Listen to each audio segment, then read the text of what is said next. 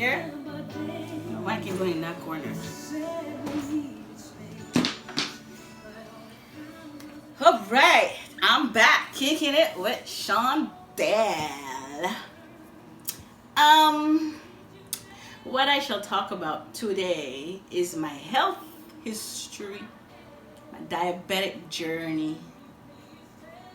Yeah, that's what I'm gonna talk about.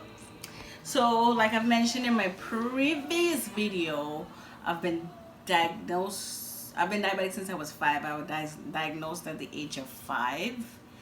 I showed a couple symptoms as a kid, just a young kid. I'll tell you those symptoms after, but my mom noticed these things and she thought that I was sick. She would take me to doctors and no one could tell her what's wrong with me. So at one point, like, they even tried to tell her that she doesn't take care of me properly. Sad, but true. So she had a cousin in the States. We used to travel sometimes. We went to what was it, Brooklyn? And so the cousin, she told the cousin the symptoms and stuff. The cousin woke her up like wee hours in the morning one time and said, no, we have to take her to the hospital. So the following day I went to Kings County Hospital and I was in there for about 3 months with a 5-year-old because my sugar was way high. And one of the doctors there actually told my mom I was like the walking dead, because with my sugar levels at that time, it was ridiculous. At the time, the levels were 80 to 120, and I was above 700 where the machine could even read the numbers. So it was quite scary. So I was hooked up on different machines, getting insulin, all these type of medications and stuff like that. It was no vacation that year, until I never went back to Guyana. And since then, I've been on insulin, taking needles and stuff. And I remember this one time after I came out of, I think I came out of hospital, and my mom's cousin, like, I wanted candy because, like, I'm so used to having sugar and stuff, and she made me eat a whole half of tomato and celery stick. I think I had peanut butter with it or something like that, but like I had to eat that before I could get any treat, and like that would just prepare me for what life was gonna be like being diabetic. Cause like I couldn't just grab, some sweets and go, or drink a pop, a soda, whatever you call it, and go. So life changed after becoming diabetic, and then living in Guyana. It's rough because the Medicare is not like, in Canada here, your healthcare is covered and stuff like that. But like medications were expensive, machines to test your sugar, everything was expensive, and it all came out of pocket. My dad was buying all that stuff. I remember sometimes I would have to lay on the bed or whatever for my mom to administer the needle to me until I learned to do it on my own. I mean, it's not fun getting needles, but you do it to survive. And so I would take those needles in my arm, my thighs, my stomach, or my butt. They say do it wherever you have a little bit of meat, And testing the sugar is annoying because your fingers get really prickly. Sometimes you feel like you're running out of blood, but you have to test your sugar to know what your sugar level is at. So fast forward, my dad self-sponsored. We came to Canada, discovered freedom. So I figured, hey, I got insulin, and at this point now you don't have the syringes. Now I got needle insulin pens, so the needle is way smaller and stuff, and a little more freedom. So I thought, okay, hey, eat whatever you want and just take the insulin and you'll be fine. That wasn't the case. So for a number of years, when I first came, I was going well because I was still, at home. I was still a kid, basically, with rules and stuff. So it was a little, I still had supervision. Let's just put it that way. So until I basically branched out, finished high school and stuff, that's when I had more freedom and more control over my health. on my own, and that's where I started to make a few mistakes. I wouldn't say I went completely reckless and not take care of my health, just that I could have done a lot better. And so it progressed where my kidneys started to be affected by the diabetes, so the function started to decrease. So at this point now, I'm supposed to watch my diet. I sound stuffy.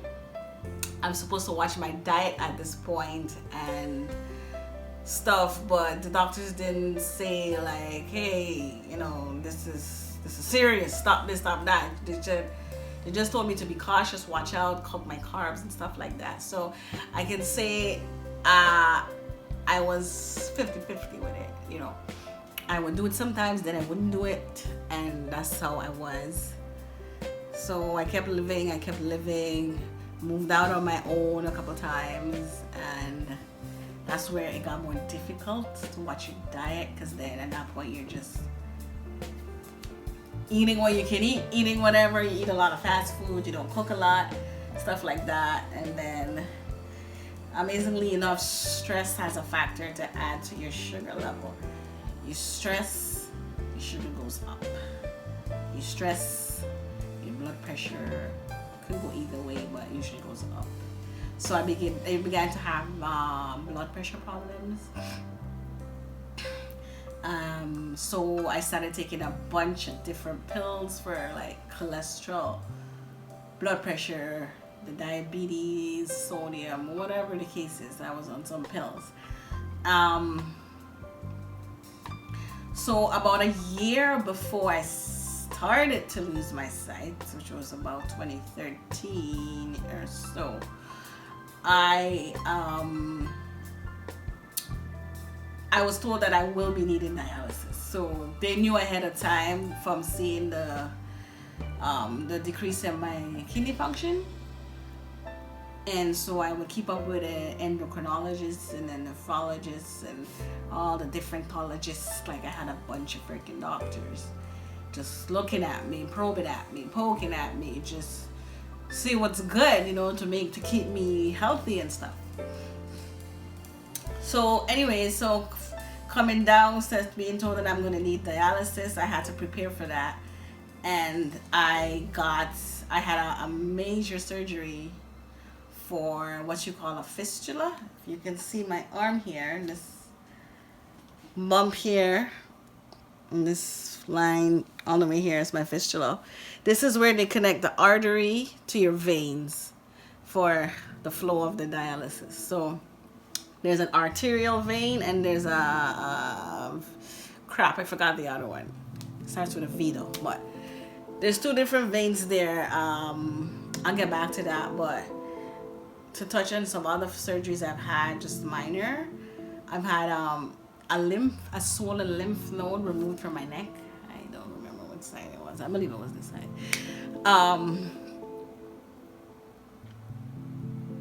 Yeah, that was the first surgery I had until the fistogram. I said that wrong. The fistula. Okay, so I just showed you the fistula. That's the first major surgery I had. And it was quite painful. I had about 10 staples in my hand right here because they had to cut open here to connect the veins and stuff. So I had like 10 staples across here. They had to kill the whole arm, like no movement, nothing. So it took me about a month to recover from that, not fully, but to get the feeling back and the movement back and all of that. And so this here prepared me for dialysis. So there's other forms of dialysis. People have a tube coming out of their stomach, their leg, their chest, wherever they put the tube. Some people do it that way, but you have more restrictions where like you can't swim, you can't submerge yourself, and it's just out there. So I had more freedom with the fistula, so I chose the fistula.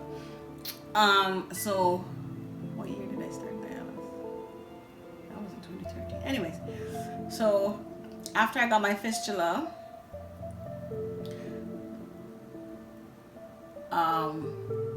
I started dialysis. And for those who don't know, dialysis is basically a machine doing what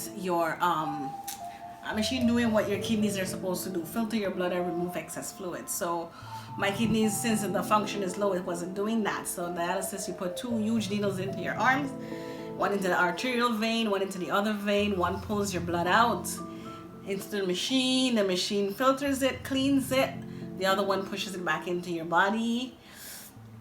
And in the midst of that, excess fluids is removed. So if you drink too much fluids while your kidney's not working, you get swollen feet, you get all different types of symptoms. Now my sight, that went at the end of 2013 is when I started to notice my sight going. I didn't know it was the diabetes. I thought it was just a little eye problem until I went to the doctors, an eye specialist, about 4 different eye specialists, and they said, yeah, the diabetes have gotten to your eye. My eye pressure was high. I got glaucoma in this one eye that has a different color.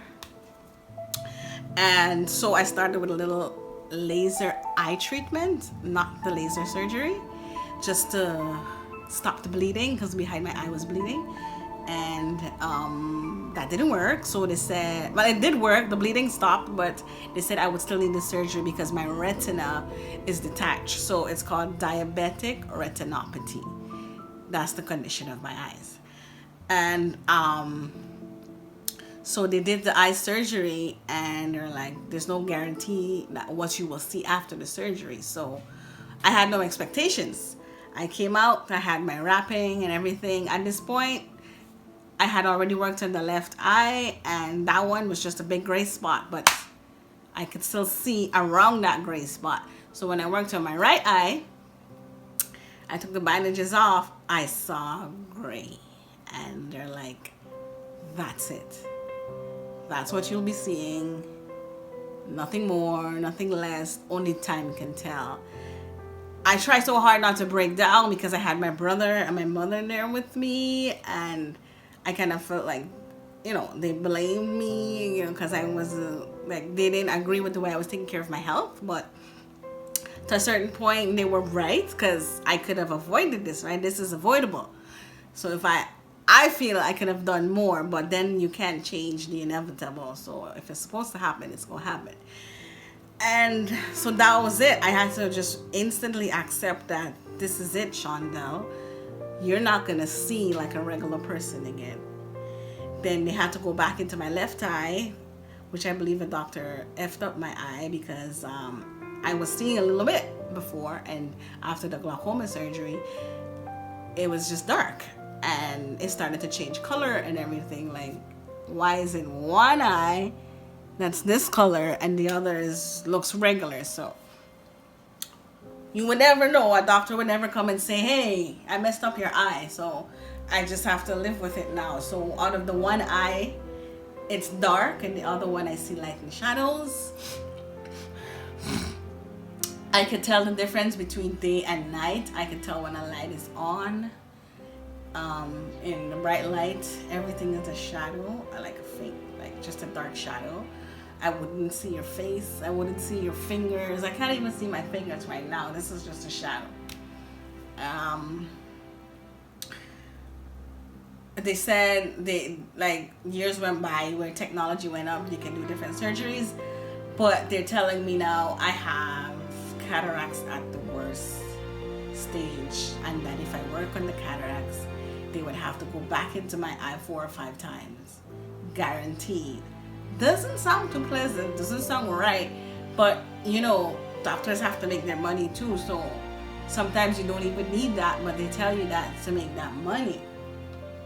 So instead of putting my eye through that, I haven't done those surgeries. But future plans are in the set to fix the diabetic retinopathy, to reattach the retina and see where it goes from there. I know someone who did a similar surgery, and she hasn't gotten her sight back yet. I haven't spoken to her in a while, but she said the surgeries was successful. So where she would see flashes, like it's hard to determine if it's your imagination playing with you when you see a flash, because it's like a flash in the room and then it's gone. That's scary, you know. But I mean, it's also kind of progress. But yeah, so that's it for the surgeries with my eyes. The fistula had a few tweaks where they would go in there. Why am I getting like that? They would go in the fistula and try to stretch the vein open to make it wider, because if you have the narrow vein, you put those needles in, it will hurt, and the flow, you will get clots and stuff like that. So I did about 4/5. It's called the fistulogram, where they stretch my vein, and then up here it really got narrow, so they had to take, you know, your vein usually comes all the way up your shoulder like this.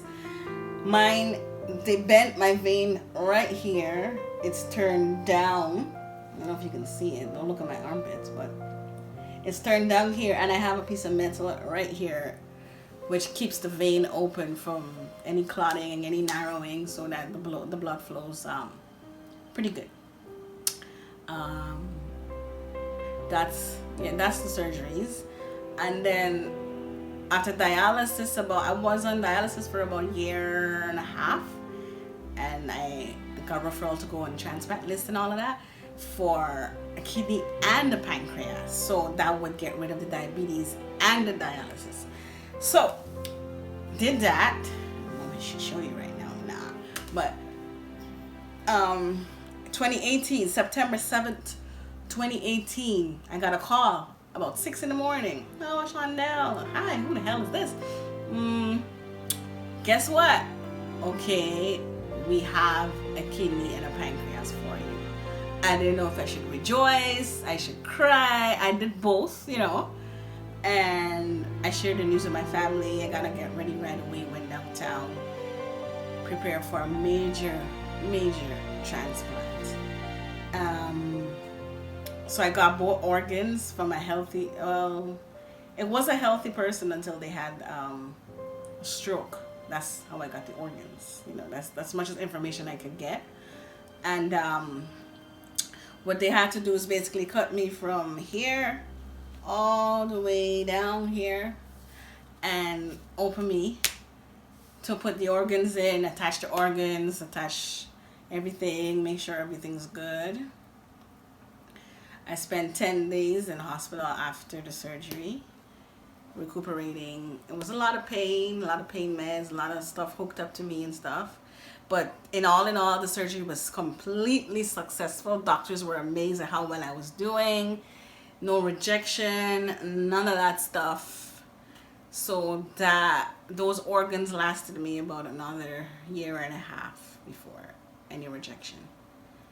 So it's quite a health journey. You try, like, every time something's good, something's bad, like, stuff just keeps happening. So it was a lot, but that's basically my health journey with the diabetes, the dialysis, the transplant, the rejection. Now I'm back on dialysis, and I'm back diabetic again, but I don't give up hope. You know, God's good, and I shall be fine. I shall get another transplant, and everything shall be great. I don't give up. Can't change what you can't change, right? So, any questions? Anything else you want to know? I might have left out a bit of information, but just drop a comment. 20K likes, hit me up. Kicking it with Shondell.